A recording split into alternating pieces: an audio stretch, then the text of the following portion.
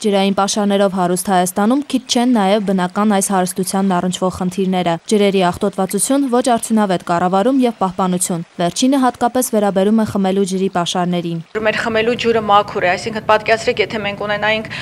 խմելու ջուր ոչ ստորերկրյա ջրաղբյուրներից, այլ գետերից, մենք այսօր խմելու ջուր չէինք ունենա։ Մասնագետները շարունակում են ահազանգել Արարատյան հարթավայրի ստորգետնյա ջրերի մակարդակի մոտ 3 անգամ նվազելու մասին։ Փորձ է արվելու ոռոգման հետ կապված խնդիրը լուծել Սևանից բաց թողնված ջրի հաշվին։ Ապօրինի ջրօգտագործման դեմ նույնպես համապատասխան աշխատանքներ են տարվում։ Հաշվառվել է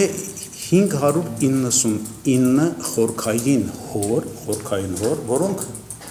ուրեմն համայնքային պատկանելիության են եւ որոնցից միայն 14-ն է ձևակերպել ջրօգտագործման թույլտվություն։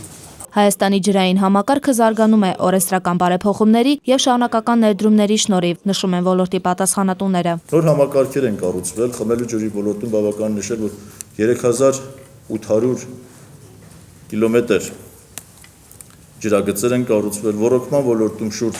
900 կիլոմետր ջրագծեր են կառուցվել։ Մշտապես ուշադրության կենտրոնում են բնապահպանական խնդիրները։ Գավառում, Մարտունիում եւ Վարդենիսում գործում են կոյուղու մաքրման կայաններ։ Նոր կայաններ կկառուցվեն Դիլիջանում եւ Ջերմուկում։ Ջուրը ամբարելու մասին նույնպես չեն մոռացել։ Վերականգնվել է Մարմարիկի ջրամբարը։ Առաջիկայում եւս 4 ջրամբար է կառուցվելու։ Լուիզա Սուքիասյան, Ժամ լրատվական։